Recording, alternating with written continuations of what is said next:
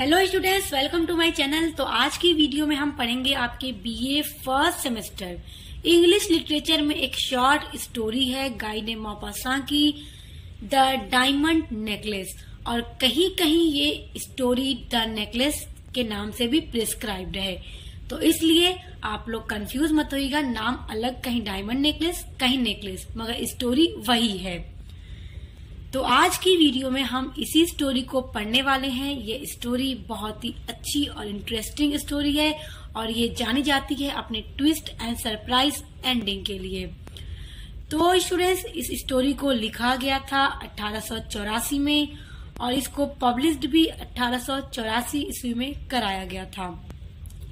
अब जानेंगे हम थोड़ा सा इसके राइटर के बारे में। जैसा कि इसके राइटर हैं गाय डे मॉपासां, जिनका जन्म हुआ था 5 अगस्त 1850 को और इनकी मृत्यु हुई थी 16 जुलाई 1893 में। और ये एक बहुत ही फेमस शॉर्ट स्टोरीज राइटर थे और ये 19th सेंचुरी के ऑथर थे। इन्होंने 300 से ज्यादा शॉर्ट स्टोरीज लिखी हैं, 6 नॉवेल्स लिखे हैं, 3 ट्रेवल बुक्स लिखी हैं एंड 1 वॉल्यूम ऑफ वर्स। और इनके जो फेमस वर्क्स हैं वो है old Mongilet, the moustache, the necklace and useless beauty. तो आइए अब बढ़ते हैं स्टोरी की तरफ और पढ़ना शुरू करते हैं। जैसा कि इस स्टोरी की शुरुआत होती है एक लड़की से जिसका नाम है मैथिल्डे, और वो लड़की पैदा हुई है एक बहुत ही गरीब क्लर्क के परिवार में। और वो अपने इस चीज पर खुश नहीं है कि वो क्यों गरीब परिवार में पैदा हुई है। वो शुरू से ही अपने आप को अनलकी मानती थी और इसलिए वो अनलकी मानती थी क्योंकि उसके पास कोई भी ऐसे साधन नहीं थे जिससे कि उसकी शादी किसी अमीर घर के लड़के के साथ हो सके। और वो यही हमेशा चाहती थी कि काश वो किसी बड़े घराने में पैदा हुई होती जिसकी समाज में काफी ज्यादा रैंक हो। तो मैथिल्डे हर वक्त यही सोचा करती थी और वो हमेशा बड़े बड़े सपने देखा करती थी कि काश उसके पास महंगे से महंगे कपड़े होते, महंगे से महंगे जेवर होते, गहने होते और वो लग्जरी लाइफ को जीना चाहती थी। बस इसी वजह से वो अपने आप को क्या मानती थी कि वो अनलकी है कि गरीब परिवार में पैदा हो गई। और जैसा कि इसके फैमिली वाले ज्यादा दहेज नहीं दे सकते थे, इसलिए इसकी शादी कराई एक एम लॉइजल नाम के लड़के से। और वो लड़का मिनिस्ट्री ऑफ एजुकेशन में क्लर्क है, यानी कि ये भी क्लर्क की फैमिली से थी और जिससे इसकी शादी होती है एम लॉइजल, वो भी एक क्लर्क है मिनिस्ट्री ऑफ एजुकेशन में। और उनकी जो सैलरी है वो भी काफी लो है, इसी वजह से वो खुश नहीं रहती है उनके साथ भी। मगर जो उसके हस्बैंड है वो काफी लविंग एंड केयरिंग है। एक बार जब उसके हस्बैंड आते हैं तो उन्हें एक इनविटेशन कार्ड मिलता है मिनिस्टर की तरफ से और बहुत बड़ी पार्टी थी, जैसा कि बड़े बड़े लोग आने वाले थे। उसमें जिस तरह की पार्टी के ख्वाब मैथिल्डे देखा करती थी वैसी ही वो पार्टी थी। तो उसके हस्बैंड एम्ब्रॉयजल ने सोचा कि अगर वो अपनी वाइफ को अपने साथ उस पार्टी में लेकर जाएंगे तो वो काफी खुश होगी और वहां जाकर एंजॉय भी करेगी।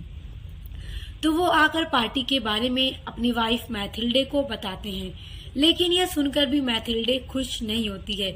लेकिन फिर भी उसके पास अब एक चांस मिल गया था अपनी ब्यूटी को शो करने का लोगों के बीच में, यानी कि बड़े बड़े लोगों के बीच में अपनी खूबसूरती को दिखाने का उसके पास ये अच्छा मौका था। लेकिन वो खुश इसलिए नहीं थी क्योंकि उसके पास पार्टी में पहनकर जाने के लिए अमीरों जैसे कपड़े नहीं थे, इस कारण वो उदास थी। तो उसके हस्बैंड ने उससे पूछा कि बताओ अच्छा कपड़ा लेने के लिए कितने रुपयों की जरूरत होगी। तो उसने कहा अपने हस्बैंड से कि आप मुझे 400 फ्रांसेस दे दीजिए, मैं उसमें अपने लिए एक ड्रेस ले लूंगी। तो उसके हस्बैंड ने वो साइड से 400 फ्रांसेस कलेक्ट किए हुए थे एक गन खरीदने के लिए, ताकि वो अपने दोस्तों के साथ शिकार पर जा सके। लेकिन जैसा कि मैंने आपको बताया ना कि इसके जो हस्बैंड थे एम लॉइजल अपनी वाइफ मैथिल्डे को बहुत चाहते थे, इसलिए उन्होंने अपने कलेक्ट किए हुए पैसे मैथिल्डे को दे दिया और उसे एक अच्छा ड्रेस दिला दिया। नया ड्रेस वो खरीद लेती है। लेकिन ड्रेस खरीद लेने के बाद भी उसके हस्बैंड ने देखा कि मैथिल्डे अभी तक खुश नहीं है। तब वो मैथिल्डे से पूछते हैं कि अब किस कारण से तुम उदास हो। तो मैथिल्डे कहती है कि कपड़े तो मेरे पास हो गए, लेकिन मेरे पास पार्टी में पहनकर जाने के लिए कोई अच्छी ज्वेलरी नहीं है। तब उसके हस्बैंड एम लॉइजल मैथिल्डे को सजेस्ट करते हैं कि तुम अपनी दोस्त मैडम फॉरेस्टियर से जाकर कोई अच्छी सी नेकलेस एक दिन के लिए उधार मांग लो, क्योंकि वो काफी रिच हैं और उनके पास काफी सारी ज्वेलरीज होंगी। तो वो सोचती है कि हाँ, उन्होंने ठीक कहा। तो वो जाती है अपनी दोस्त के पास और देखती है और उसको बताती है कि उसे पार्टी में जाना है और उसे कोई अच्छी सी ज्वेलरी दे दो एक दिन पहनने के लिए। तो उसकी दोस्त के पास जो सारी ज्वेलरीज थी वो उसको दिखाती है। तो उनमें से मैथिल्डे की नजर एक डायमंड नेकलेस पर जाती है और वो उस नेकलेस को पहनकर चेक करती है, मिरर में देखती है, वो बहुत ही खूबसूरत लग रही थी पहनकर। तो वो कहती है कि बस ये डायमंड वाला नेकलेस तुम मुझे एक रात पहनने के लिए दे दो पार्टी में। और वो अपनी दोस्त मैडम फॉरेस्टियर से वो नेकलेस लेकर आ जाती है। अब जब मैथिल्डे ड्रेस पहनकर और डायमंड का नेकलेस पहनकर तैयार होती है तो वाकई वो खूबसूरत तो है ही, और इस तरह से अच्छे कपड़े और ज्वेलरी में वो और भी प्रिटी लगती है। और जब वो अपने हस्बैंड के साथ पार्टी में जाती है तो जैसा वो चाहती थी वैसा ही होता है। हर कोई उसकी तारीफ करता है, उसे देखता है और उसे नोटिस भी करता है और उसकी बहुत तारीफ होती है। वहाँ पार्टी में बड़े बड़े लोग होते हैं और उसकी तारीफ होती है और मैथिल्डे को सिर्फ यही सब अच्छा लगता है कि एकदम लग्जरी वाली लाइफ हो। वो वहाँ पे लोग जाते हैं और बहुत ज्यादा वो एंजॉय करती है, डांस वांस सब कुछ करती है।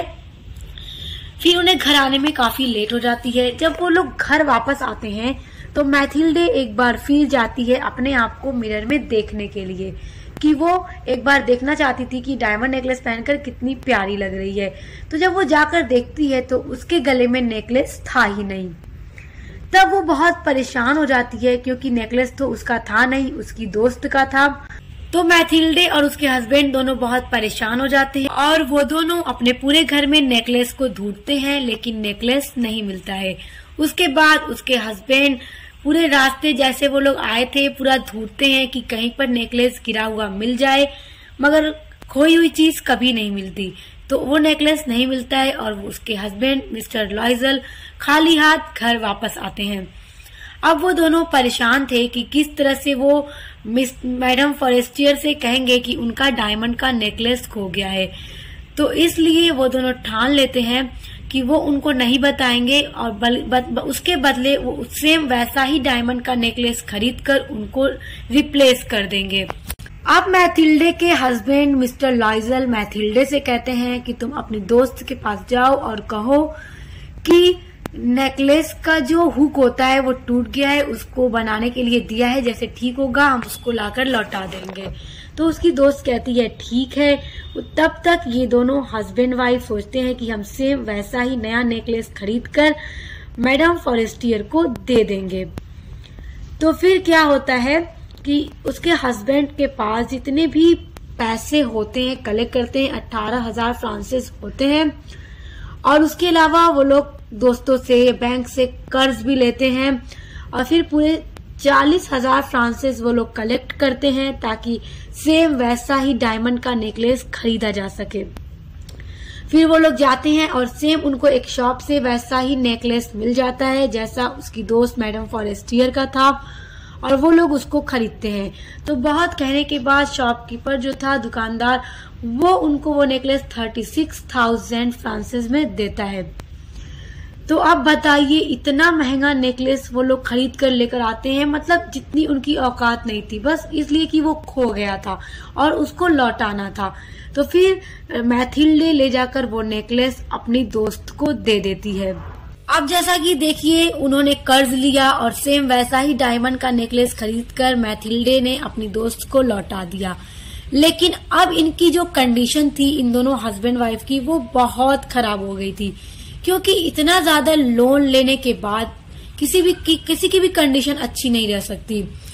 तो देखिए, जो मिस्टर लॉइजल थे ना, मतलब इतने भी लो नहीं थे, इनके घर में एक मेड भी थी जो घर के काम काज करती थी। लेकिन अब इनके पास ऐसी कंडीशन अब नहीं है कि वो मेड को रख सके, उसे एफर्ट कर सके, तो वो मेड को हटा देते हैं और मैथिल्डे को ही अपने घर का सारा काम करना पड़ता था। झाड़ू पोछा बर्तन सारी चीजें मैथिल्डे को खुद ही करनी पड़ती थी। वो दिन रात मेहनत से सारे घर के काम बाई की तरह किया करती थी। और उसके जो हस्बैंड थे वो जो जॉब तो करते ही थे, उसके अलावा उन्होंने नाइट जॉब भी कर ली ताकि वो जल्दी से कर्ज को चुका सके। तो दोनों हस्बैंड वाइफ ने मिलकर बहुत काम किया और उस कर्ज को चुकाने में पूरा इनको 10 साल लग गया। 10 साल में उनका पूरा कर्ज तो खत्म हो गया, सारा कर्ज उन्होंने लौटा दिया, लेकिन जो मैथिल्डे की खूबसूरती थी वो खत्म हो चुकी थी, क्योंकि उसे घर का इतना सारा काम करना पड़ा 10 सालों तक कि वो जो उसकी खूबसूरती थी, वो उसकी सुंदरता, उसका गोरा रंग सब कुछ ढक चुका था। तो एक बार क्या होता है कि पार्क में मैथिल्डे टहल रही थी और उसकी दोस्त मैडम फॉरेस्टियर भी उसी पार्क में थी। तो मैथिल्डे अपनी दोस्त को पहचान लेती है और उसके पास जाती है, लेकिन उसकी दोस्त मैथिल्डे को नहीं पहचानती। तो मैथिल्डे से वो पूछती है कि तुम कौन हो? तो वो कहती है कि मैं वही मैथिल्डे हूँ, तुम्हारी दोस्त। कहेंगी अरे मैथिल्डे, तुम इतने सालों में इतना बदल गई हो, कैसी हो गई हो तुम आखिर, कैसे?